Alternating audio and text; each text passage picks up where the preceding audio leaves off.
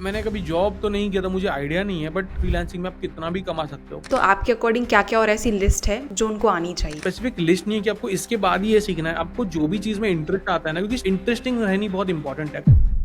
आज के पॉडकास्ट पे हमने एक ऐसे गेस्ट को इनवाइट किया है जिनके 5 लाख से भी ज़्यादा सब्सक्राइबर्स हैं यूट्यूब पर, and he makes content around graphic designing and video editing. और आज के एपिसोड में निखिल ने हमें ये बताया है कि आखिर उन्होंने कैसे एक वीडियो एडिटिंग प्रोजेक्ट का 5 लाख से भी ज़्यादा चार्ज किया है।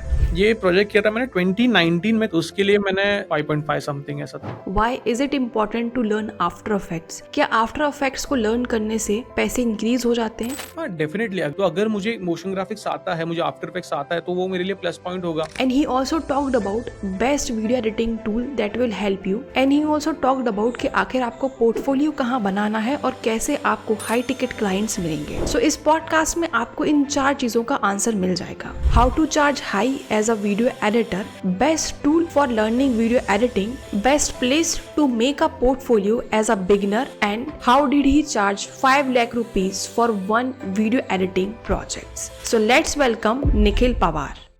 Hello Nikhil sir, and thanks for accepting our invitation. या नॉट अ प्रॉब्लम यार। तो सर, स्टार्ट करने से पहले वैसे ये क्वेश्चन नहीं पूछना चाहिए, but still, who is Nikhil and लोगों को ये पॉडकास्ट क्यों सुनना चाहिए? अपना डिस्ट्रैक्शंस को हटा के 40-45 मिनट्स के लिए क्यों ये पॉडकास्ट सुनना चाहिए? ओके मुझे लगता है कि अगर कोई ऐसा बंदा है जिसे ग्राफिक डिजाइनिंग, वीडियो एडिटिंग वगैरह में इंटरेस्ट है जेन्युइनली, और उसे बिजनेस इनसाइडर जानने हैं, तो मतलब बेसिक टूल्स तो आपको यूट्यूब पे देखने मिल जाते हैं, बट ऐसी कोई चीज़ है जो एक एक्सपीरियंस आर्टिस्ट या एडिटर बता सकता है और उसे जानना है वो सारी चीज़ें, तो I think this podcast would be helpful for them. Okay sir, तो अभी हम सारा कुछ रिवॉल्व करेंगे वीडियो एडिटिंग के ऊपर। तो आप अपने बारे में बताइए कि आपने कैसे स्टार्टिंग की थी, आपको कैसे पता चला था अच्छा वीडियो एडिटिंग इज समथिंग मुझे जिसमें इंटरेस्ट है और अभी इसमें मे बी डिमांड भी बहुत ज़्यादा है। तो मैंने एक्चुअली जब स्टार्ट किया था, तब मैंने वीडियो एडिटिंग से नहीं शुरू की थी, मैंने शुरू किया था वीएफएक्स के थ्रू, क्योंकि मुझे पहले से ना मार्वल की मूवीज अभी भी बहुत ज्यादा पसंद है, और पहले मुझे बहुत ज्यादा इंटरेस्ट था स्पाइडरमैन ये सब में, तो तब मुझे ऐसा लगता था कि ये सारे एनिमेशंस वगैरह तो मतलब बड़े बड़े स्टूडियोज ही शायद बनाते होंगे, एक बंदे का तो काम है नहीं। तो बट जैसे धीरे धीरे मुझे पता चला कि आफ्टर इफेक्ट्स करके एक सॉफ्टवेयर है, वहां पर हम मोशन ग्राफिक्स वगैरह बना सकते हैं, तो वो मैंने सीखना शुरू किया। तो मेरा मेजर इंटरेस्ट तो वीएफएक्स में था, कि जैसे स्मोक, फायर, वो इफेक्ट्स जो बनाते हैं लोग, तो वो धीरे धीरे सीखते सीखते फिर मेरा इंटरेस्ट आया मोशन ग्राफिक्स में, तो मैंने थोड़ा अपना इंटरेस्ट को पाइवेट किया, क्योंकि विजुअल इफेक्ट्स में कैसा था कि हमें एक फुटेज चाहिए एक्चुअल में कंपोजिट करने के लिए, और मेरे पास तब कैमरा था नहीं कि मैं ऐसा कुछ कर सकूं। तो तब मैंने देखा कि और हम लोग क्या क्या चीजें क्रिएट कर सकते हैं आफ्टर इफेक्ट्स यूज करके, तो तब मैंने मोशन ग्राफिक्स ट्राई किया, शेप्स को यूज करके। बहुत सारे ऐसे यूट्यूब चैनल्स थे जहां से मैंने सीखे, बहुत सारे अमेजिंग ट्यूटोरियल्स देख के फिर मेरा जो इंटरेस्ट है वो पाइवट हुआ वीएफएक्स के थ्रू मोशन ग्राफिक्स में। फिर मैंने मोशन ग्राफिक्स क्रिएट किए, बहुत सारे एनिमेशंस धीरे धीरे। तब फेसबुक बहुत चलता था, तो फेसबुक ग्रुप्स वगैरह में मैं शेयर किया करता था अपने छोटे छोटे 5-10 सेकंड्स के एनिमेशंस। फिर वहां पर लोग पूछते थे कि यार ये एनिमेशन तुमने कैसे बनाया, तो मैं उन्हें कमेंट करके बताता कि यार ये ऐसे ऐसे स्टेप्स है, पर फिर कमेंट में कोई बंदा कितना ही बता पाएगा। तो मैंने सोचा क्यों ना मैं भी एक ऐसा वीडियो बनाऊं जहां पर मैं एक्सप्लेन करूं, क्योंकि मैं तभी एंड्रू क्रेमर, अगर आपको पता होगा। My name is Andrew Kramer, and I have a company called Video Copilot. We do software and tools and tutorials for visual effects artists and motion graphics artists. बहुत ही amazing motion graphics artist है, तो उनके मैं tutorials बहुत ज्यादा देखा करता था। तो मैंने सोचा कि चलो मैं भी ट्राई करता हूँ, क्योंकि हमें होता है ना कि हम अपने आइडल्स को उनकी तरह कंटेंट क्रिएट करने को ट्राई कर। तो मैंने सोचा कि चलो मैं भी कुछ बनाता हूँ ऐसे, तो मैंने एक यूट्यूब चैनल बनाया, उस पर ऐसे ही पोस्ट किया। और ये पॉइंट तक मुझे ऐसा कुछ था नहीं कि यार मुझे इसी में करियर बनाना है या इसमें कुछ करना है, बस मैं इसलिए कर रहा था क्योंकि मुझे इंटरेस्ट था इसमें। और साइड बाय साइड तो मैं अपना बैचलर्स इन बिजनेस मैनेजमेंट की डिग्री तो कर ही रहा था, तो वो स्टडी तो चालू ही था, और ये साइड बाय साइड में ऐसा कुछ तो इंटरेस्टिंग करना था, तो देख रहा था ऑप्शंस। तो तब मैंने फिर शुरू किया। फिर जब मैंने कंटेंट अपलोड करना शुरू किया, तब मुझे पता चला कि यार मुझे वीडियो एडिटिंग भी सीखनी पड़ेगी, क्योंकि वीडियो को एडिट करके उससे अपलोड करना पड़ेगा। मैं रॉ जैसे शूट कर रहा हूँ, उसमें इतने सारे मिस्टेक्स है, फंबल्स है, तो वो सब तो एडिट करने ही पड़ेंगे। तो मैंने बेसिक्स, क्योंकि मुझे आफ्टर इफेक्ट्स आता था, तो मुझे प्रीमियर प्रो सीखने में ज्यादा डिफिकल्टी हुई नहीं, बहुत इजीली मैं सीख गया था। तो उसी में मैंने फिर एडिटिंग अपनी शुरू की। तो आज तक मैं फिर वही प्रीमियर प्रो में अपने सारे वीडियो एडिट्स कर रहा हूँ, और फिर अभी तो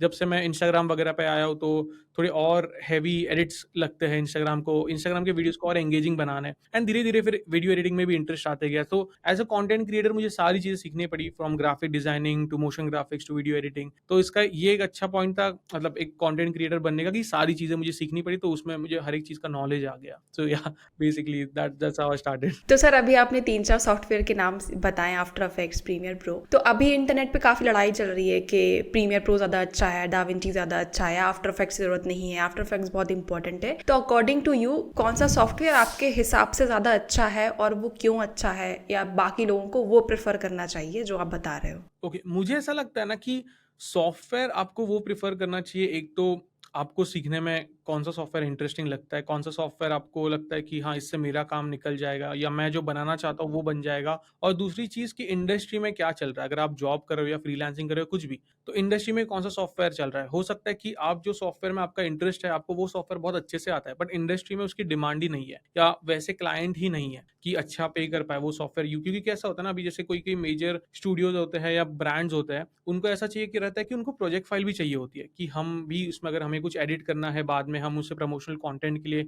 यूज़ करेंगे, तो हमें प्रीमियर प्रो की ही फाइल चाहिए या आफ्टर इफेक्ट्स की ही फाइल चाहिए। तो वहाँ पर अगर मैंने प्रीमियर प्रो की जगह पे कोई और जैसे अपना फाइनल कट यूज़ किया होगा, तो फिर वहाँ पे थोड़ी दिक्कत आ जाएगी। तो डिपेंड करता है, तो ऐसा मेरा ऐसा मानना है कि ऐसा कोई इंपॉर्टेंट नहीं है कि आपको यही सॉफ्टवेयर सीखना है। मुझे क्योंकि मैंने आफ्टर इफेक्ट्स सीखा था सबसे पहले, मुझे तो कोई सॉफ्टवेयर के बारे में पता नहीं था। तो उसके बाद जब मैंने देखा कि अडोबी के अंदर ही प्रीमियर प्रो है, फोटोशॉप है, तो वो सीखना मेरे लिए बहुत ईज़ी हो गया। तो अगर मैं अडोबी का कोई एक भी सॉफ्टवेयर सीखता हूँ, जैसे अगर मैं फोटोशॉप सीखता हूँ, तो प्रीमियर प्रो, आफ्टर इफेक्ट्स, ये सारे सीखने चीज़ें ईज़ी हो जाते हैं क्योंकि फंडामेंटल्स तो सेम है, मतलब सिलेक्शन टूल तो सब में ही है, मास्किंग टूल सब में ही सेम है, वो टूल का काम सेम है, तो काफ़ी ईज़ी हो जाता है। अभी मैं फोटोशॉप सीख के डायरेक्टली कोई फाइनल कट या कोई डाविंची सीखने जाऊँ, तो फिर मुझे थोड़ा डिफिकल्ट पड़ सकता है क्योंकि वर्कफ्लो थोड़ा-सा ये हो जाता है। और स्पेसिफिकली ना अभी के टाइम पे सबसे बेस्ट चीज़ आफ्टर इफेक्ट्स और प्रीमियर प्रो की ये है कि आप डायनामिक लिंकिंग कर सकते हो। तो मैं क्या करता हूँ, अपने जो वीडियोज़ है, उनका जो लाइनअप है वो प्रीमियर प्रो में कर लेता हूँ, और फिर अगर उसमें कोई हेवी एडिटिंग करनी होगी या कोई मोशन ग्राफिक्स ऐड करना है, मास्किंग करना है, तो मास्किंग वगैरह प्रीमियर प्रो में थोड़ा दिक्कत देगा। तो ट्रैकिंग वगैरह करना है, तो उसी को मैं डायनामिक लिंक करके आफ्टर इफेक्ट्स में लेके जाता हूँ, फिर उसमें काम करता हूँ और वो प्रीमियर प्रो में अपने आप टाइमलाइन अपडेट होते जाती है। तो वो बहुत ज़्यादा ईज़ी बन जाता है एक वर्कफ्लो। तो मैं प्रेफ़र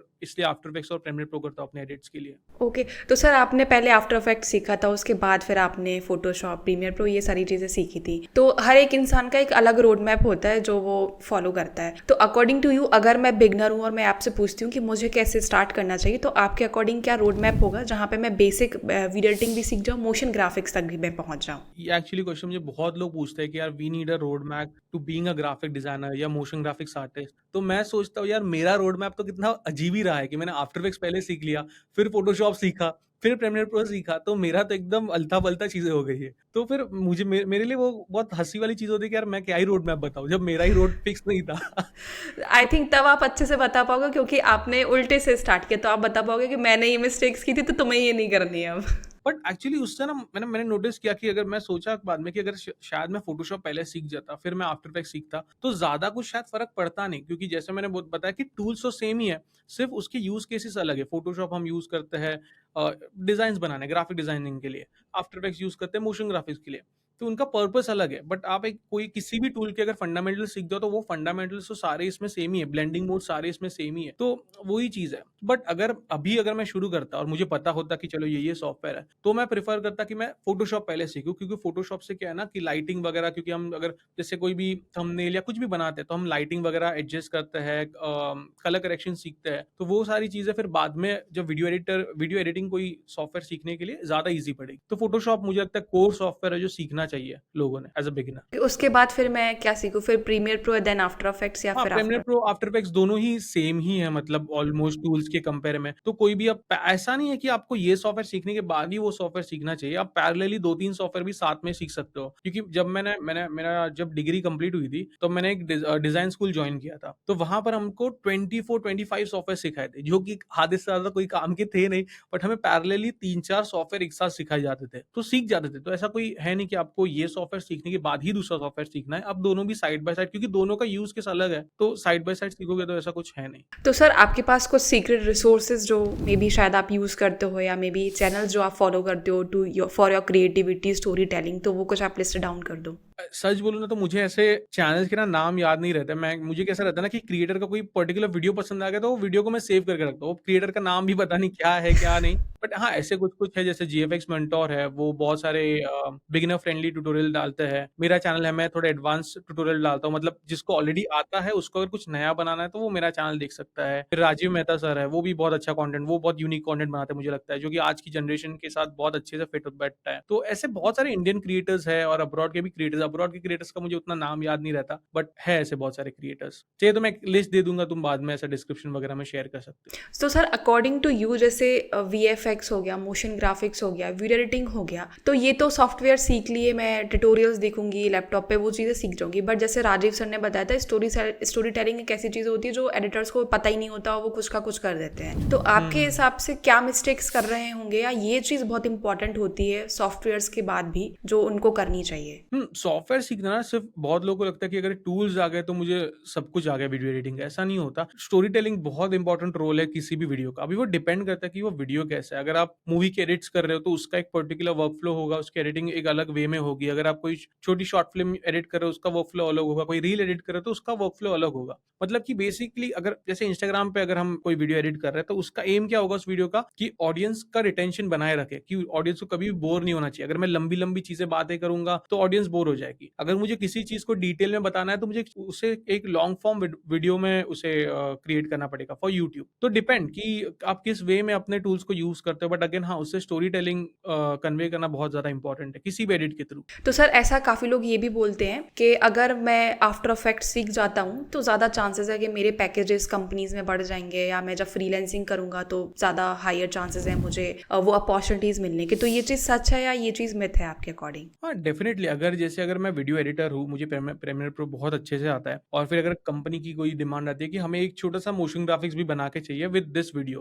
फॉर एग्जांपल अगर मैंने कोई शॉर्ट फिल्म एडिट की है, तो वो चाहते हैं कि शॉर्ट फिल्म के स्टार्ट में हमारा जो प्रोडक्शन हाउस है उसका एक लोगो एनिमेशन हो। तो अगर मुझे मोशन ग्राफिक्स आता है, मुझे आफ्टर इफेक्ट्स आता है, तो वो मेरे लिए प्लस पॉइंट होगा कि मैं वो भी अच्छे से बना के दूँ। तो हो सकता है कि फ्यूचर प्रोजेक्ट्स में जब उन्हें कोई मोशन ग्राफिक्स की या वीएफएक्स आर्टिस्ट की ज़रूरत होगी, तो फिर से वो मुझे कॉन्टैक्ट कर सकते हैं as a freelancer. And companies का तो मुझे इतना ज़्यादा आइडिया नहीं है क्योंकि मैंने कभी जॉब की नहीं। बट आई थिंक वैसा ही वर्कफ्लो होगा कि उनके तो डेजिग्नेटेड रोल्स होते हैं कि वीडियो एडिटर की मतलब काम पूरा उसका अलग होता है, मोशन ग्राफिक आर्टिस्ट का पूरा अलग होता है। तो वहाँ पर अगर आपके पास दोनों स्किल सेट है, तो हो सकता है कि आप नेक्स्ट टाइम किसी कंपनी के लिए अप्लाई करो, तो आप अपने रिज्यूमे में मेंशन कर सकते हो कि मुझे दोनों चीज़ें आती है। तो कंपनी के लिए एक बहुत बड़ा प्लस पॉइंट हो जाएगा कि अगर कोई आगे जाके उनके हेवी प्रोजेक्ट आता है, तो वो इस बंदे पे डिपेंड कर सकते हैं क्योंकि उसे दोनों का आइडिया है। तो definitely it's a plus point I think. अच्छा, एक क्वेश्चन मेरे कमेंट सेक्शन में बार बार आ रहा था कि अगर हम कोई भी वीडियो को एडिट करते हैं मैम, तो हमें आइडियाज़ नहीं आते हैं, या मे बी शायद हम कुछ ग्राफिक्स मतलब फेसलेस चैनल के लिए एडिट कर रहे हैं, कोई हम आफ्टर इफेक्ट्स यूज़ करना है जहाँ पे, या मे बी कुछ भी चीज़ डॉक्यूमेंट्री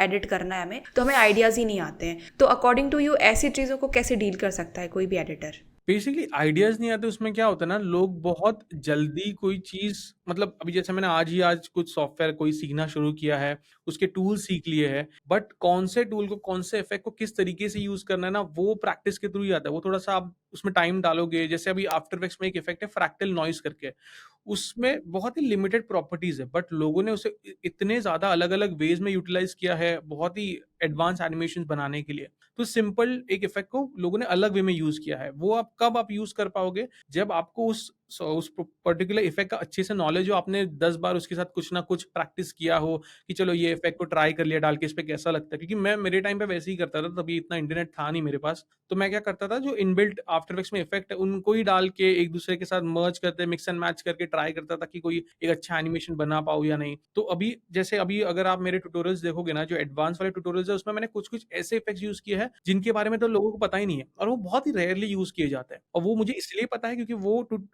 टूल्स मैंने यूज़ किए हैं, वो इफ़ेक्ट्स मैंने ट्राई ट्राई किए हैं in the long run. So I think कि अगर आप मतलब प्रैक्टिस करोगे तो ही आप बेटर बन सकते हो इफेक्ट्स के साथ, और आइडियाज तभी आपको आएंगे जब आपको उस पर्टिकुलर टूल की अच्छी नॉलेज होगी। और दूसरी चीज ये भी कर सकते हो कि बहुत सारे रेफरेंसेस देखो ऑनलाइन। मैंने देखा है कि लोग क्या होता है कि कोई आइडिया आया तो सीधा उसे बनाने में लग जाता है, फिर बीच में आके थोड़ा अटक जाता है। बट अगर आप स्टार्टिंग में थोड़ा और एक्स्ट्रा टाइम डालोगे रिसर्च में, कि आपको आपको आपके पास एक रफ आइडिया है बट आपने एक अच्छे से रिसर्च किया कि चलो मुझे कलर स्टाइल ये जाना है, मुझे 2D एनिमेशन स्टाइल में जाना है या 3D एनिमेशन स्टाइल में जाना है, एक पूरा प्रॉपर क्या बोलते हैं उसे, मूड बोर्ड बना लो कि आपको कैसा क्या चीजें चाहिए। तो वो ना आप क्या हो ना, आपके माइंड से वो चीजें कट आउट होती रहेगी कि यार चलो यहाँ ये मेरा डन हो गया, इस पे अभी सोचना नहीं है, स्टाइल डन हो गया है, इफेक्ट ऐसा रखना है, ये डन हो गया। तो वो सारी चीजें प्री प्लान रहेगी ना, प्री प्रोडक्शन टाइप, तो वो ज्यादा मतलब इफेक्टिव होगा इन द लॉन्ग रन। और आइडियाज में से वो ये है कि प्रैक्टिस के थ्रू ही आप बेटर बन सकते हो आइडियाज के लिए।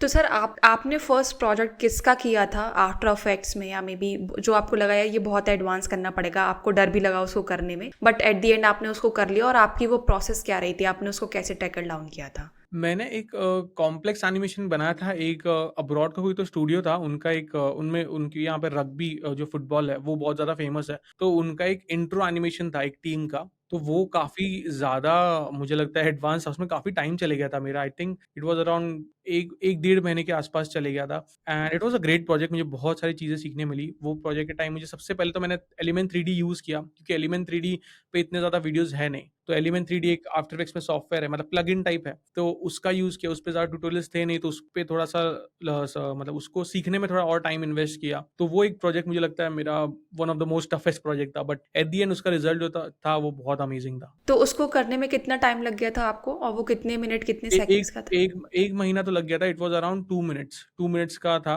कि पहले एक लोगो एनिमेशन आता है और फिर प्लेयर्स आते हैं। प्लेयर्स भी वो 3D में रोटेट होके आते हैं, और फिर जो एलिमेंट्स थे वो बहुत ज़्यादा 3D में थे, तो रेंडरिंग में भी बहुत टाइम लग रहा था। अगर कोई छोटा-सा भी चेंज है तो उसको चेंज करो, फिर उसको रेंडर करो, फिर वो काफ़ी लंबा प्रोसेस था, बट मज़ा बहुत आया। तो आपने वो 2 मिनट के लिए आपने कहीं से कुछ इंस्पिरेशन ली थी, जैसे मतलब आपको लगा वो आउट, मतलब कि आप आउट ऑफ बॉक्स था, उसमें कुछ कुछ इफेक्ट्स ऐसे लगे जो अवेलेबल ही नहीं थे, तो फिर आपने उसका इंस्पिरेशन और चीज़ों को कैसे फिर आपने समझा था कि ये चीज़ उधर ज़्यादा अच्छी लगेगी, मुझे ऐसा करना है इसको? मैंने एक्चुअली काफ़ी ज़्यादा चीज़ें जब मैं सीख रहा था, जैसे एलिमेंट 3D वगैरह टूल सीख रहा था, उस इफ़ेक्ट को बनाने के लिए बहुत सारे 3D नॉलेज का होना इम्पोर्टेंट था। तो टेक्सचर्स कहाँ से डाउनलोड करने हैं, कहाँ टेक्सचर्स कैसे यूज़ करने हैं, वो सारी चीज़ें सीखते वक़्त काफ़ी सारे चैलेंजेस तो आए थे। कि मैंने पहले तो बहुत बार ऐसा हुआ कि चलो ये फायर का एलिमेंट डाल देते हैं, फिर वो अच्छा नहीं लग रहा है, फिर दूसरा एलिमेंट डालो, फिर वो भी अच्छा नहीं लग रहा है। तो ट्रायल एंड एरर का बहुत ज़्यादा उसमें हाथ था। और दूसरी चीज़ की रिसर्च में अगेन मैंने बहुत टाइम इन्वेस्ट किया, देखा था कि दूसरे लोगों ने जो ये फुटबॉल के एनिमेशंस बनाए हैं वो कैसे स्टाइल में बनाए हैं, कैसे लोग इसे बनाते हैं। थोड़ा केस स्टडी अगर किसी ने डाला है बियांस वगैरह पे, उसने अपना एक्सपीरियंस शेयर किया, तो वो सारी चीज़ें, तो रिसर्च में मैंने बहुत ज़्यादा टाइम इन्वेस्ट किया था। तो सर एक मैं सिचुएशन क्वेश्चन देती हूँ, मेरी भी सेम फुटबॉल की कंपनी हो, मैंने आपसे बोला है कि 2 से 3 मिनट का आपको सेम मतलब कि बनाना है, और इस बार जो मैंने बोला है वो भी बहुत कॉम्प्लेक्स है, मतलब इससे पहले आपने ये काम नहीं किया है,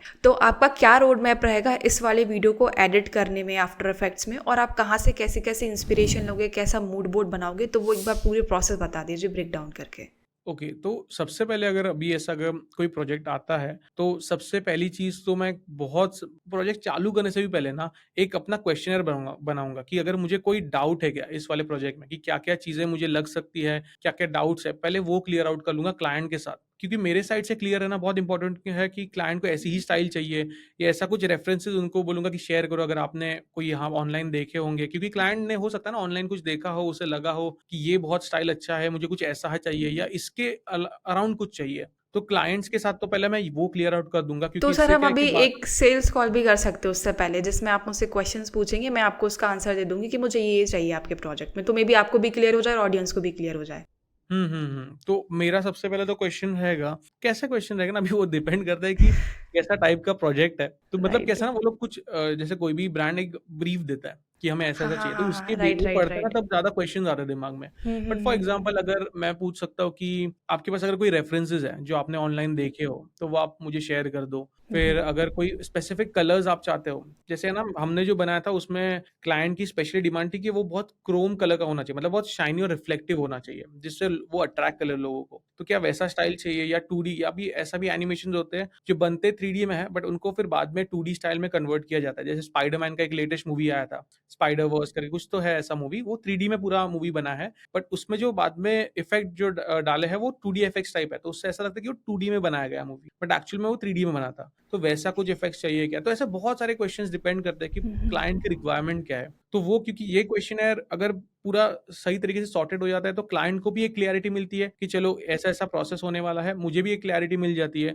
कि चलो अब मुझे किस वे में प्रोसीड करना है। इससे क्या होता है कि जब आगे जाके हम फाइनल पूरा लेआउट बनाएँगे, फाइनल पूरा डिज़ाइन बनाएँगे तो क्लाइंट को ऐसा ना हो कि यार ऐसा तो मुझे चाहिए ही नहीं था। तो पहले से ही अगर प्रिपेयर्ड रहेंगे उसके बाद फिर क्या एक बार ये क्वेश्चनेयर का सेशन हो गया, फिर हम लोग सबसे पहले तो पोस्ट प्रोडक्शन करेंगे। वहाँ पर क्या है कि एक कोई मुझे बंदा ढूँढना पड़ेगा जो इलस्ट्रेशंस के साथ अच्छा है, तो उसे मैं पूरा कांसेप्ट समझाऊँगा कि ऐसा-ऐसा कांसेप्ट है। आप मुझे इलस्ट्रेशन एक रफ इलस्ट्रेशन बना के दो जो कि मैं क्लाइंट के साथ डिस्कस कर पाऊँ। तो पहले तो हम बुक्स में पूरा स्केचिंग वगैरह करेंगे और क्लाइंट के साथ एक मीटिंग करके डिस्कस करेंगे कि देखो ऐसा फॉर एग्जांपल अगर हम लोगो एनिमेशन बना रहे हैं किसी फुटबॉल का, तो वो बॉल यहाँ से आएगा, इस तरीके से आएगा, फिर प्लेयर यहाँ से जंप करेगा, फिर वो बॉल रिवॉल्व होगा, वो प्लेयर का अराउंड ऐसे इफेक्ट्स डाले जाएँगे। तो ये सारी चीज़ें हम डिस्कस करेंगे एक रफ कांसेप्ट के साथ। तो उसमें अगर कोई चेंजेस हो गए तो क्लाइंट बताएगा कि मुझे मुझे ऐसे नहीं चाहिए, मुझे स्टेडियम का भी लुक चाहिए या लॉन्ग शॉट चाहिए, कैमरा यहाँ से चाहिए। तो ये सारी बहुत सारी चीज़ें डिस्कस होंगी और ये सारी चीज़ें एक्चुअली में डिस्कस हुई थी जब मैंने ये प्रोजेक्ट किया था, तो उसी के बेसिस पे बता रहा हूँ। तो वो चीज़ होने के बाद जब इसमें भी कोई करेक्शन रहेंगे तो वो कर लेंगे। फिर उसके बाद एक फाइनल इलस्ट्रेशन बनाएँगे जिसमें वो ज़्यादा डिटेल में होगा कि कलर्स होंगे उसमें, अच्छे से कैरेक्टर्स पूरे ड्रॉन होंगे, कैमरा एंगल उसपे दिखाया होगा कि यहाँ से कैमरा मतलब उस पर्सपेक्टिव से ड्रॉ किया गया होगा कि फॉर एग्जांपल अगर पीछे से कैमरा है, तो उस पर्सपेक्टिव से वो इलस्ट्रेशन बनाया गया होगा। इससे क्लाइंट को भी क्लैरिटी मिले और मुझे भी क्लैरिटी मिले कि वो शूट ऐसे होने वाला है, ऐसा एंगल दिखने वाला है।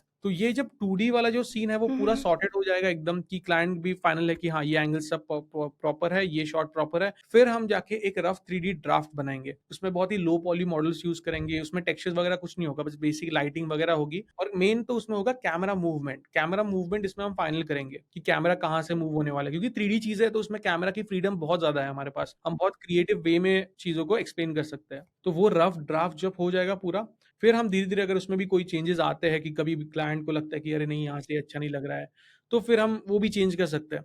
वहाँ पर भी चेंजेज़ करना बहुत ईज़ी हो जाता है।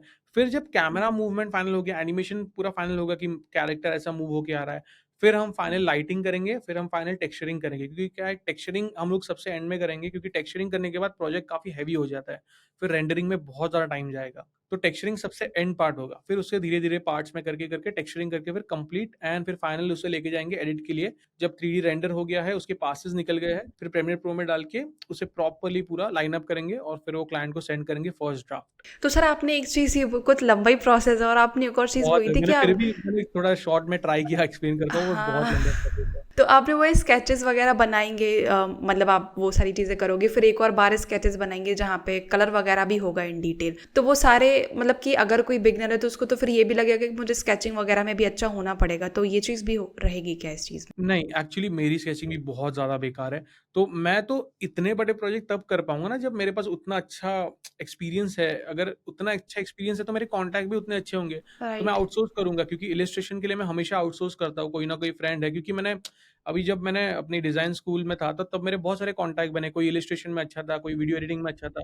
तो अपने फ्रेंड सर्कल में ही मिल जाते हैं लोग जो अच्छा काम करते हैं। तो उसके लिए हायर करूँगा कि भाई मुझे ऐसा-ऐसा प्रोजेक्ट है। तो एक पूरी मतलब इतने बड़े प्रोजेक्ट के लिए ना जहाँ पर 1-2 महीना जाने वाला है, वहाँ पर एक टीम की ज़रूरत है। अकेले बंदे का काम नहीं है। बहुत ज़्यादा डिफ़िकल्ट हो जाएगा अकेले करना।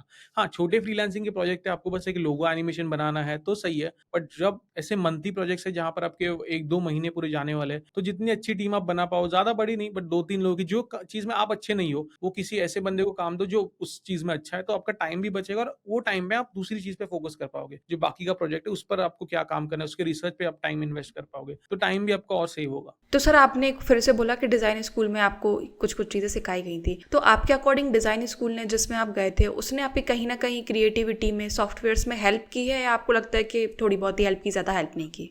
मुझे ऐसा लगता है कि उतना उतना हेल्पफुल नहीं था। सिर्फ़ एक मुझे लगता है जो बहुत बड़ा प्लस पॉइंट था कि मेरे अच्छे कॉन्टैक्ट्स बने। क्योंकि आप जब डिज़ाइन स्कूल में जाते हो या कोई भी इंस्टीट्यूट में जाते हो तो वहाँ पर आपको वैसे ही लोग मिलते हैं जो आपकी फ़ील्ड में इंटरेस्टेड है, आपकी फ़ील्ड से रिलेटेड है। तो बातें भी वैसी होती है तो आपको नॉलेज उतना मिलता है, आपके कनेक्शन अच्छे बनते हैं।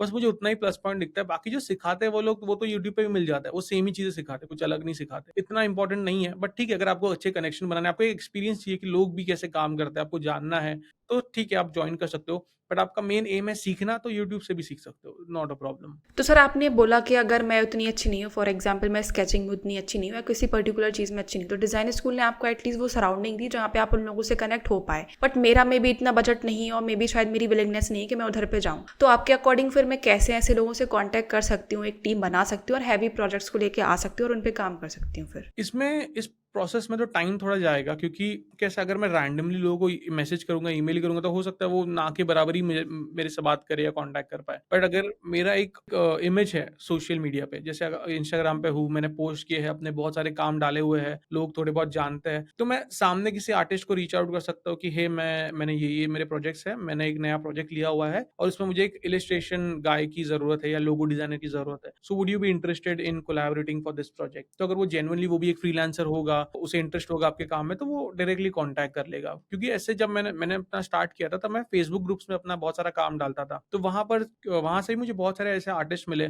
जो इलिस्ट्रेशन में बहुत अच्छे थे। तो ऐसा कांटेक्ट तो बन जाता है अगर ग्रुप्स वगैरह में रहोगे आप, रेडिट पे, फेसबुक पे, इंस्टाग्राम पे हो जाता है। अच्छा सर, एक और मिस्टेक मुझे जो लगती है, जब मैंने भी आफ्टर इफेक्ट्स सीखा था या ग्राफिक डिजाइनिंग सीखी है, तो हमें क्या लगता है, हम कोई बहुत अच्छी बढ़िया डिजाइन देखते हैं एज अ बिगनर और हम लगते हैं कि अब हम इसी को बनाना है, जो कि बहुत डिफिकल्ट होती है, और फिर जब वो हम हैवी चीज़ बनाते हैं तो फिर बना ही नहीं पाते और फिर छोड़ देते, डिमोटिवेट हो जाते हैं। तो आपके अकॉर्डिंग अगर मुझे 2D animation, 3D animation, after effect सीखना है तो कैसे सीखना चाहिए? मतलब बेसिक प्रोजेक्ट्स उठाने चाहिए या पहले बिल्कुल आराम से मैं पहले सॉफ्टवेयर को सीखूं, 2-3 महीने तक छोटी छोटी चीज़ों को ट्राई करूं? आपके अकॉर्डिंग क्या करना चाहिए? मेरे ख्याल से तो ज़्यादातर टाइम आपको इन्वेस्ट करना चाहिए सीखने में। अभी के टाइम पे क्या हो गया कि लोगों को बहुत जल्दी बहुत सारी चीज़ें सीखनी है, मैंने जो नोटिस किया है। लोग इन्वेस्ट नहीं करते बेसिक चीज़ें सीखने में। मतलब जैसे लोग टूल्स के पीछे पीछे ज़्यादा ब जाते हैं कि यार ये टूल्स भी सीख लेता हूँ, ये टूल्स भी सीख लेता हूँ। बट एक्चुअली में जो चीज़ इम्पोर्टेंट है वो है डिज़ाइन का जो फंडामेंटल्स है, वो सीखना ज़्यादा इम्पोर्टेंट है। क्योंकि वो आप सीख गए ना, तो आप कोई भी चीज़ में मतलब कोई भी टूल में आप कोई भी सॉफ्टवेयर में आप अच्छा डिज़ाइन बना ही सकते हो। बट अगर आपके फंडामेंटल्स ही क्लियर नहीं है, आपको पता ही नहीं कि टाइपोग्राफी, हायरार्की है, कलर थियरी क्या होती है, तो आप कितना भी अच्छा सॉफ्टवेयर ले लो, कितने भी प्रोजेक्ट कर लो, आपका वो सेंस डेवलप ही नहीं होगा। तो लोग सीखने में कम टाइम इन्वेस्ट करते हैं। मुझे लगता है सीखने में सबसे ज़्यादा टाइम इन्वेस्ट करना चाहिए, आज के टाइम पर भी। क्योंकि कॉम्पिटिशन अभी पहले तो चलो इतना कॉम्पिटिशन नहीं था, अभी तो कॉम्पिटिशन भी बहुत ज़्यादा स्टिफ है। तो उसके चक्कर में लोग बहुत रश करते हैं कि चलो मैंने टूल सीख लिया, मैं जल्दी-जल्दी कुछ नया प्रोजेक्ट बनाने लेता हूँ। बट फिर अटक जाते हैं, फिर वहाँ पे डीमोटिवेट हो जाते हैं कि यार मैं बना ही नहीं पा रहा हूँ ये चीज़, या मैं कुछ क्रिएटिव सोच ही नहीं पा रहा हूँ। तो क्रिएटिव ब्लॉक इसीलिए आता है क्योंकि आपने उतनी सारी चीज़ें आपने एक्सपेरिमेंट किए ही नहीं है। अब जब मैंने भी इनिशियली स्टार्ट किया था, तब मेरे जो भी फेवरेट आर्टिस्ट थे, जो भी ड्रिबल, बिहेंस मुझे अच्छा दिखता था, तो मैं ट्राई करता था कि मैं उसे रिक्रिएट करूँ। पूरा सेम टू सेम एकदम रिक्रिएट करूँ। इससे फ़ायदा क्या होता था कि जब मैं उसे रिक्रिएट कर रहा हूँ ना, तो वो मैं प्रोसेस अपने आप ही डिकोड करते जा रहा हूँ कि ये चीज़ ऐसे बनती है, ये चीज़ ऐसे बनती है। तो उसके थ्रू बाद में मैंने डिकोड करके एक डिज़ाइन बना लिया, फिर उस डिज़ाइन को मैं अपने वे में बनाता था, क्योंकि मुझे पूरा प्रोसेस समझ में आ गया कि कैसे बनाना है। तो ये मैंने मतलब लर्निंग के लिए मैं ये वाली स्ट्रैटेजी यूज़ करता था कि सेम टू सेम चीज़ें पहले डिज़ाइन कर लो, फिर उसे अपने वे में थोड़ा अपना स्टाइल डाल के अपने जो लगता है कि यार चलो इसमें ये चीज़ अच्छी कर सकते हैं या इस चीज़ के साथ एक्सपेरिमेंट कर सकते हैं, तो उस वे में ट्राई करता था। तो सर अगर आपको फिर से ज़ीरो से स्टार्ट करना पड़े अभी, मतलब आपके पास यूट्यूब भी नहीं है, मतलब कि आपको इसी पोजीशन पे वापस आना है और जैसे आपने हैवी हैवी प्रोजेक्ट्स लिए हैं वैसे ही आपको एडिटिंग करनी है, तो आपके अकॉर्डिंग आप क्या रोड मैप फिर से अपनाओगे और कितना आइडियल टाइम आप लोगे इन सब चीज़ों को सीखने में और वापस क्लाइंट को लेके आने में? क्या प्रोसेस रहेगा हर चीज़ का आपका A to Z?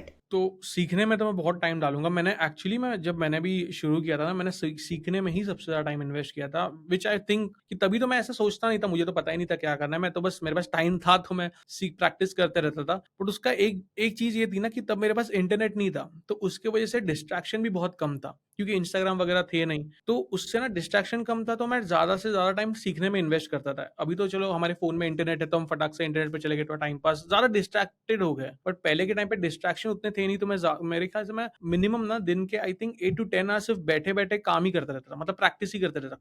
कुछ भी बनाता था जिसका कोई लॉजिक नहीं है, बट उसके थ्रू प्रैक्टिस काफ़ी ज़्यादा हो जाती थी। तो उसके वजह से मुझे टूल्स का बहुत ज़्यादा नॉलेज आ गया कि टूल्स को किस वे में यूज़ करते हो। तो पहले कैसा रहता था, मैंने जब इनिशियली सीखना चालू किया था, तब मैं प्लगइन्स के पीछे बहुत पागल था कि अरे यार, ये प्लगइन को लेके ये बना लेते हैं। और आजकल भी ऐसे ही होता है कि लोग जब सीखने लेते हैं, तो वो देखते हैं कि यार ये प्लगइन से बहुत मस्त ये इफेक्ट बन जाता है। बट फिर मैंने धीरे-धीरे रियलाइज़ किया कि प्लगइन्स की एक्चुअली मुझे इतनी ज़रूरत है नहीं। अगर मैं अपने कोर इफेक्ट्स को ही अच्छे से यूटिलाइज़ करूँ, आफ्टर इफेक्ट्स में जो है, आफ्टर इफेक्ट्स एक बहुत बड़ा सॉफ्टवेयर है। तो अगर मैं कोर इफेक्ट्स को ही अच्छे से यूज़ करूँ, तो मैं बिना किसी प्लगइन के ही चीज़ों को बना पाऊँगा।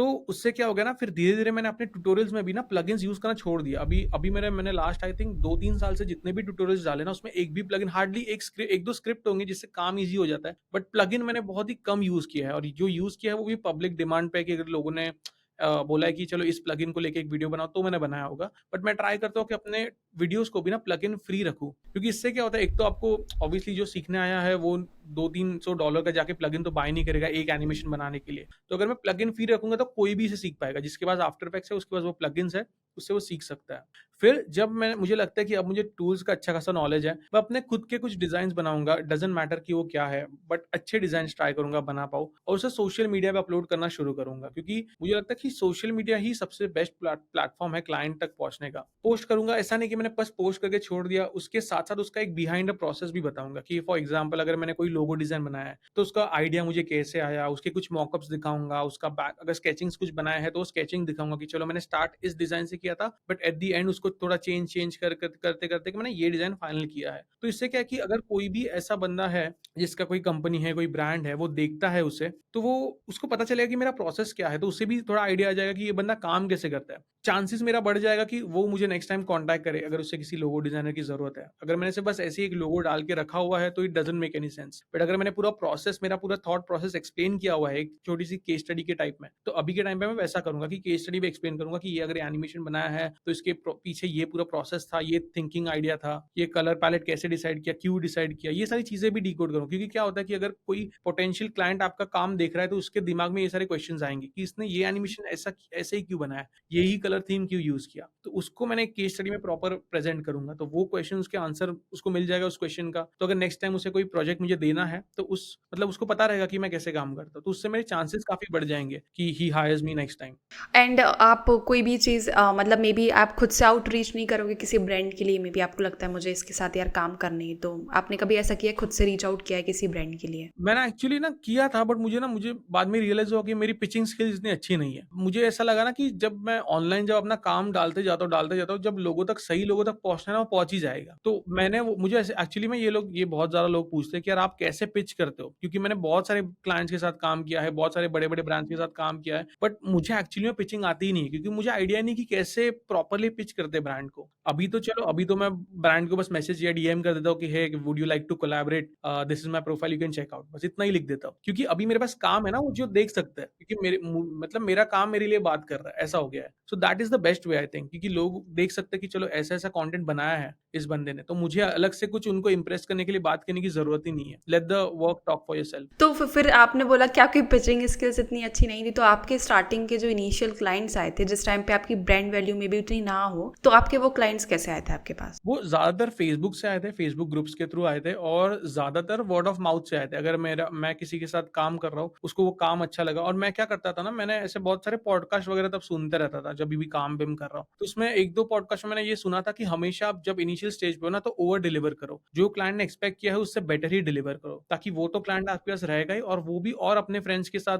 कभी ना कभी तो बात निकलेगी। हो सकता है कि उसने एक अच्छा ब्रांड बनाया है, किसी ने पूछ लिया कि यार ये लोगो बहुत अच्छा है, ये तुमने कहाँ से बनाया? तो वो तुम्हें रिकमेंड करेगा। अगर उसका एक्सपीरियंस खराब हुआ तो ऑब्वियसली वो रिकमेंड नहीं करेगा। तो वर्ड ऑफ माउथ बहुत तब इंपॉर्टेंट था, क्योंकि तब इंस्टाग्राम वगैरह था नहीं। अब तो इंस्टाग्राम, सोशल मीडिया भी बहुत ज़्यादा एक्सेसिबल हो गया, तब इतना एक्सेसिबल नहीं था, तो तब वर्ड ऑफ माउथ ज़्यादा चलता था, मुझे लगता है। बट अभी भी I think it plays a very important role, specially in the initial stage, कि अगर आप अपने फ्रेंड्स वगैरह के लिए भी काम कर रहे हो, तो वो अपने फ्रेंड्स को बताएँगे। फिर ऐसे करके आपका धीरे-धीरे क्लाइंट बेस बनते जाता है, और फिर इनिशियली आपका धीरे-धीरे आपको अच्छे प्रोजेक्ट्स जो है वो अच्छे आने चालू हो जाते हैं। तो स्टार्टिंग में आपके अकॉर्डिंग मुझे किन प्रोजेक्ट्स पे काम करना चाहिए? जैसे आपने वो जो बताया था, आपको उसमें 1 महीना लग गया था, बहुत ज़्यादा टाइम लग गया था। तो काफ़ी बच्चे होते हैं ना कि जो इनिशियली स्टेज पे पिच करने लगते हैं, और वो ऐसे बड़े-बड़े प्रोजेक्ट्स लेके आते हैं, फिर वो नहीं कर पाते और फिर वो क्लाइंट चला जाता है। तो फिर आपके अकॉर्डिंग कैसे प्रोजेक्ट उनको इनिशियली लेने चाहिए? इनिशियली तो मुझे लगता है कि जितने मतलब कोई भी प्रोजेक्ट ले सकते हो। अभी जब मैंने शुरुआत की थी ना, तब मैंने बहुत सारे स्टार्टिंग में प्रोजेक्ट्स फ्री में किए थे, कि उसके लिए मैंने कोई चार्ज नहीं किया, क्योंकि तभी मेरा ऐसा एम था कि मैं अपना पोर्टफोलियो बनाऊँगा अच्छे से,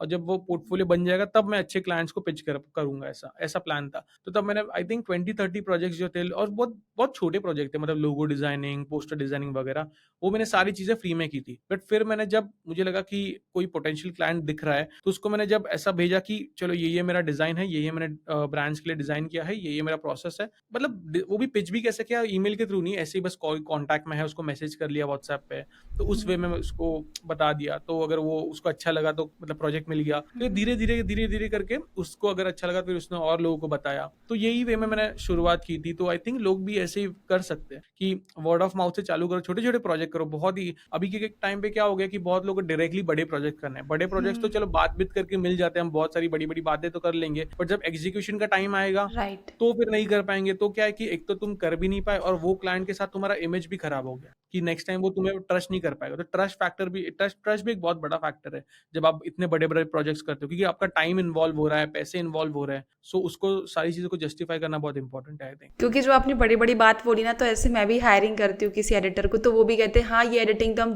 2 घंटे में कर देते हैं। अरे ये तो बहुत नॉर्मल सा कैपकट में हुआ है, ऐसा हुआ। जब वो खुद करते हैं तो उनको फिर 4 दिन लग जाते हैं। हाँ, तो राइट। तो वो प्रॉब्लम बहुत देखी। आपने एक और बात बोली पोर्टफोलियो की, कि मैं पहले पोर्टफोलियो बना लेता फिर पिच करता, ऐसा-ऐसा था। तो आपके अकॉर्डिंग आज अगर आपको पोर्टफोलियो बनाना होगा तो आप कैसे बनाओगे और क्या इफेक्टिव वे रहेगा पोर्टफोलियो बनाने का? मुझे ऐसा लगता है ना कि पोर्टफोलियो बनाने के लिए सबसे इफ़ेक्टिव वे है कि आप एक तो कम प्रोजेक्ट्स रखो कि जितने कम हो सके, at least I think 5 to 6 projects, और हर एक प्रोजेक्ट ना यूनिक होना चाहिए जिसमें आपका एक अलग स्किल दिखे। जैसे अगर मैं मोशन डिज़ाइनर हूँ और हो सकता है कि मेरे टॉप 5 प्रोजेक्ट्स मोशन ग्राफिक्स के लोगो एनिमेशन ही हो, बट मुझे और भी स्किल्स आती है, मेरा पोस्टर डिज़ाइनिंग स्किल भी अच्छा है, मेरा फ़ोटोशॉप स्किल अच्छा है, वीडियो एडिटिंग भी अच्छा है। तो ऐसा नहीं कि बस मुझे मोशन डिज़ाइनिंग सबसे अच्छी आती है तो सिर्फ़ मैं मोशन डिज़ाइनिंग के ही सारे प्रोजेक्ट्स रखूँ। मोशन डिज़ाइनिंग के मैं 3 प्रोजेक्ट्स रखूँगा, 2 प्रोजेक्ट्स वीडियो एडिटिंग के रखूँगा, 2 मैं मॉकअप्स वगैरह रखूँगा अगर लोगो डिज़ाइनिंग वगैरह की है। तो इससे क्या होगा कि सामने वाले क्लाइंट को पता रहेगा कि मैं एक वर्सेटाइल क्रिएटर हूँ। ऐसा नहीं कि सिर्फ़ मैं मोशन डिज़ाइनिंग के लिए ही अच्छा हूँ। हो सकता है कि उससे अभी उस मोशन डिज़ाइनिंग की ज़रूरत ना हो, उसे लोगो डिज़ाइनर की ज़रूरत हो। तो हो सकता है कि वो मुझे हायर कर ले उस चीज़ के लिए। तो एक वर्सेटैलिटी शोकेस करना बहुत इंपॉर्टेंट है अपने रिज़्यूमे में आई थिंक। और आप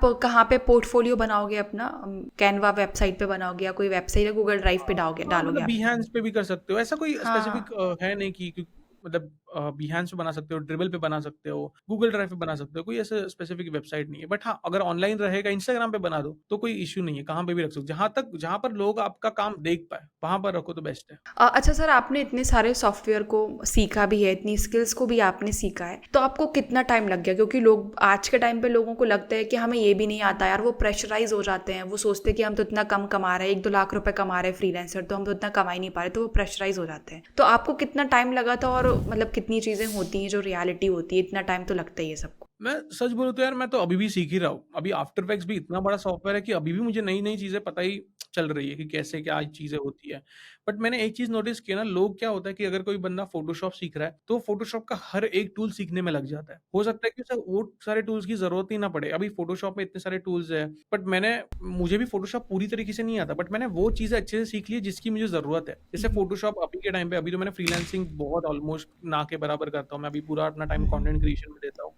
मेरा ज़्यादातर फ़ोटोशॉप ओपन होता है थंबनेल्स वगैरह डिज़ाइन करने के लिए। थंबनेल डिज़ाइनिंग में मुझे क्या-क्या चीज़ें इम्पोर्टेंट है, कलर करेक्शन हो गया, सिलेक्शन अच्छे से करना हो गया। मतलब कुछ-कुछ चीज़ें हैं जो इम्पोर्टेंट है। मुझे बाकी की चीज़ें का नॉलेज है, मतलब ऐसा नहीं कि नॉलेज नहीं है, बट वो मैं चीज़ें इतनी यूज़ नहीं करता। तो वो राइट। सारी चीज़ें मुझे सीखने की अलग से ज़रूरत नहीं है कि फ़ोटोशॉप में बहुत सारे लोग डिजिटल पेंटिंग करते हैं, तो ब्रशेज़ का बहुत अच्छे से यूज़ करते हैं। तो वो सारी चीज़ें मुझे पता है, बट मैं कभी उसमें टाइम नहीं डालूँगा क्योंकि मुझे वो ज़रूरत नहीं पड़ती अपने काम में। तो अब जो भी सॉफ्टवेयर सीख रहे हो, अगर आपका एम क्लियर है कि मुझे वो सॉफ्टवेयर किस लिए सीखना है, तो उसी टूल्स को सीखो। अभी प्रीमियर प्रो अगर आपको पता है कि आपको वीडियो एडिटिंग के लिए सीखना है, तो प्रीमियर प्रो में सारी चीज़ें सीखते मत बैठो। प्रीमियर प्रो बहुत बड़ा सॉफ्टवेयर है। तो आपको जो वीडियो एडिटिंग में रिक्वायर्ड टूल्स है, मेथड है, वही चीज़ें सीखो। तो वो अगर उस वे में सीखोगे तो आपको एक सॉफ्टवेयर सीखने में टाइम भी कम जाएगा और आप जल्दी भी सीख लोगे आई थिंक।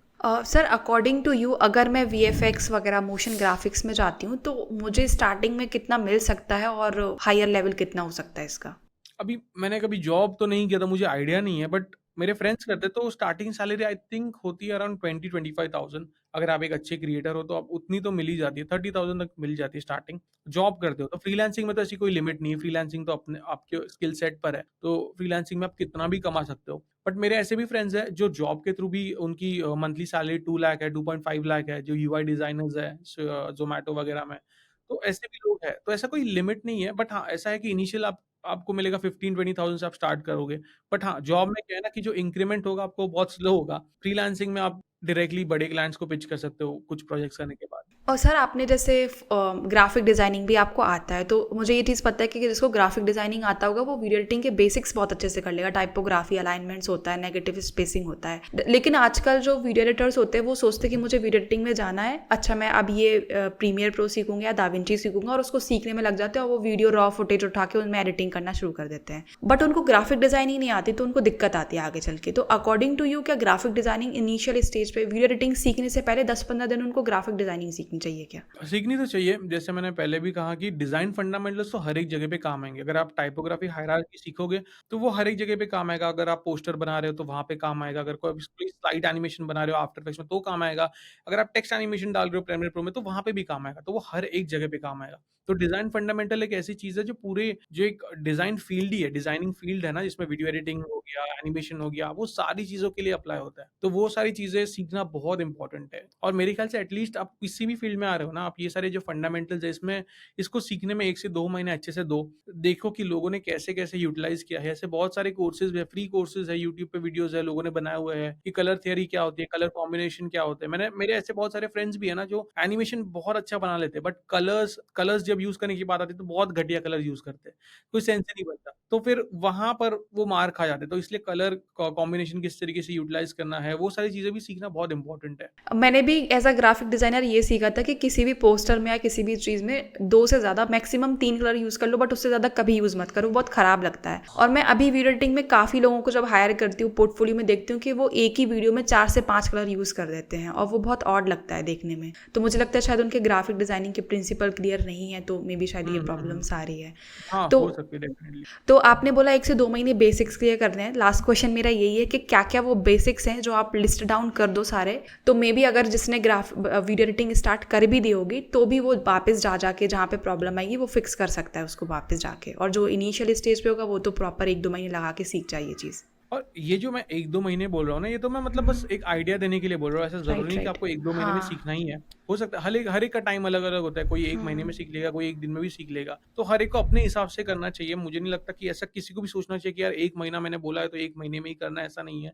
आप अपना टाइम लो, अच्छे से सीखो। सीखना बहुत इम्पोर्टेंट है, क्योंकि वो आगे जाके काम आने वाला है। तो वो एक बहुत इम्पोर्टेंट है। बेसिक चीज़ें सीखो, फंडामेंटल्स हो गए, प्रिंसिपल्स हो गए। बहुत सारे फ्री कोर्सेज़ है, वो देखो स्टार्टिंग में। तो स्टार्टिंग में एक तो सीखने में बहुत ज़्यादा इन्वेस्ट करो, टाइम इन्वेस्ट करो, और वही है, मतलब स्टार्ट करने से पहले आपको आई थिंक ये सारे फंडामेंटल्स वगैरह सीखोगे, कलर थियरी वगैरह सीखोगे, तो बाद में जाके आप उसे हर एक चीज़ में अप्लाई कर सकते हो।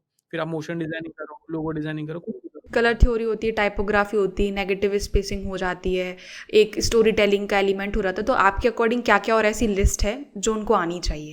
बट ऐसा कोई सच बोलूँ तो कोई ऐसी स्पेसिफिक लिस्ट नहीं है कि आपको इसके बाद ही ये सीखना है। आपको जो भी चीज़ में इंटरेस्ट आता है ना, क्योंकि स्टार्टिंग में क्या है ना, हम जस्ट सीखने ही ले रहे हैं, तो चीज़ें इंटरेस्टिंग रहनी बहुत इंपॉर्टेंट है। अगर हम उससे थियरी के हिसाब से सीखने लेंगे, जैसे हम पढ़ाई करते हैं, तो वो जल्दी बोर हो जाएँगे, जैसे हम पढ़ाई करते-करते बोर हो जाते हैं।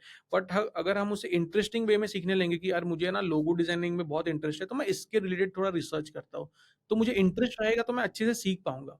क्योंकि जब मैं डिज़ाइन स्कूल में भी था ना, वहाँ पर क्या होता था कि लोगों को लगता था कि हमारे कोर्सेज़ होते थे, और वो बहुत बड़े-बड़े कोर्सेज़ होते हैं, लाइक 2 साल, 3 साल के कोर्सेज़ होते हैं, और एक्सपेंसिव भी होते थे। आई थिंक अराउंड इन 2015 मैंने जॉइन किया था, तब वो कॉस्ट करते 3 लाख रुपीज़। तो 2015 में भी 3 lakh rupees is a very big amount. But बहुत सारे बच्चे ऐसे जॉइन कर लेते थे, उनको लगता था कि ये कोई ऐसा नॉर्मल सा, जो नहीं कि हम समर वेकेशन में कोर्सेज़ करते हैं, वैसा कोई कोर्स है, वो समझ के आ जाते थे। फिर इनको 1-2 महीने में रियलाइज़ होता था कि अरे यार नहीं, इसमें तो ये भी सीखना है, ये भी सारा चीज़ें हैं यार, इतना कैसे सीख पाऊँगा? फिर वो छोड़ देते थे। तो ये एक चीज़ है कि मतलब डिफ़िकल्ट तो है, टाइम जाएगा, बट स्टेप बाय स्टेप आप सीख लोगे। तो सर जब भी आपने लास्ट टाइम फ्रीलांसिंग करी होगी, आई डोंट नो कब आपने करी थी, क्योंकि अभी आप कंटेंट क्रिएशन में ज़्यादा फोकस करते हो, तो एक प्रोजेक्ट का सबसे हाईएस्ट अमाउंट आपने कितना चार्ज किया था जिसमें मोशन ग्राफिक, वीएफएक्स वगैरह सब कुछ लगा हुआ था? ये वही था जो मैंने बताया ना, जिसमें डेढ़ डेढ़ महीना लग गया था। आई थिंक ये प्रोजेक्ट किया था मैंने 2019 में, कोविड से 1 साल पहले की बात है। हाँ, तभी 2019 के अराउंड ही मैंने क्रिएट किया था ये प्रोजेक्ट। तो उसके लिए मैंने कितना चार्ज किया था? आई थिंक अराउंड 5 लाख शायद चार्ज किया था, 5 टू 5.5 समथिंग ऐसा था।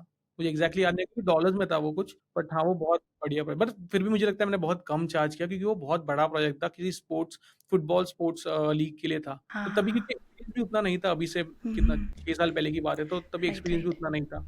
तो उसके हिसाब से बट मुझे सही लगा। ओके, तो सर लास्ट क्वेश्चन ये है कि आखिर आप क्या टिप्स देना चाहोगे जो वीडियो एडिटिंग में आना चाहते हैं, जो ग्राफिक डिजाइनिंग, वीएफएक्स, इन सब चीज़ों को सीखना चाहते हैं, तो आप उनको क्या टिप देना चाहोगे लास्ट? तो टिप मेरी अभी फिर से वही रहेगी कि सीखने में ना जितना टाइम इन्वेस्ट कर सकते हो उतना करो, क्योंकि ये ऐसी फील्ड है ना जिसमें सीखना कभी भी खत्म नहीं होगा। तुम्हें ऐसा लगेगा कि चलो मैं 4 साल सीख लूंगा फिर काम करूंगा, तो ऐसा कभी नहीं होगा। आपको हमेशा नई नई चीजें सीखते ही रहना पड़ेगी। जैसे फोटोशॉप में हो सकता है पहले बहुत लोगों ने मैट पेंटिंग सीखा, बट जैसे ही वो जनरेटिव फिल आ गया तो उसने मैट पेंटिंग को बहुत ज्यादा ईजी कर दिया, चीजें का रिमूव करने, वो सब चीजें। तो वो भी चीजें सीखनी पड़ी लोगों को। फिर प्रॉम्प्टिंग सीखनी पड़ेगी, प्रॉम्प्ट कैसे सही तरीके से लिखा जाता है।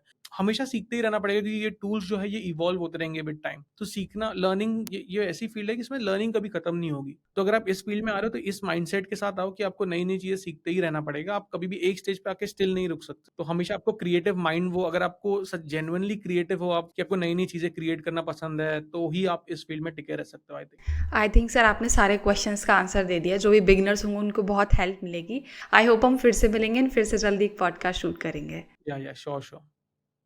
Hello, thanks for watching this video till the end. I have a special surprise for you all. I know आप एक फ्रीलांसर हैं who might be struggling कि आखिर कैसे हाई टिकट क्लाइंट क्लोज कर सकते हैं, आखिर कैसे पोर्टफोलियो बनाना है, आखिर कैसे उनसे बात करनी रहती है, how to go on a sales call. तो ऐसी बहुत सारे जो आपके डाउट्स हैं, I am here to clear them out. I am providing a 1-on-1 consultation call for you all, जहाँ पे जाके आप बुक कर सकते हैं। उसकी लिंक आपको डिस्क्रिप्शन बॉक्स में मिल जाएगी। जैसे ही आप पेज पे लैंड करेंगे आपको मिल जाएगा complete road map for freelancer. अगर आपको अपनी प्रोफाइल ऑडिट करानी है, अगर आपको हाई टिकट क्लाइंट क्लोज करने हैं, तो भी आप इस 1-on-1 कॉल को बुक कर सकते हैं। आखिर आपको क्या मिलेगा जिससे आपको ये कॉल बुक करना चाहिए? पहली चीज तो I will be clearing all your doubts, जो भी आपके कंफ्यूजन, जो डाउट्स चल रहे हैं। मैं आपकी प्रोफाइल को ऑडिट करूंगी, क्या क्या चेंजेस होने चाहिए, I will be sharing them. मैं फ्री टेम्पलेट शेयर करूंगी, फ्री रिसोर्सेज शेयर करूंगी जो मैं खुद यूज करती हूँ। आई विल ऑल्सो शेयर कि आखिर मैंने कैसे फ्रीलांसिंग स्टार्ट की थी, what are the resources that I use, और ऐसी बहुत सारी चीजें जो आपको हेल्प करेंगी। This is not just a 1-on-1 call जहाँ पे मैं आपकी सिर्फ इन्फॉर्मेशन आपको बताऊंगी, but I am going to share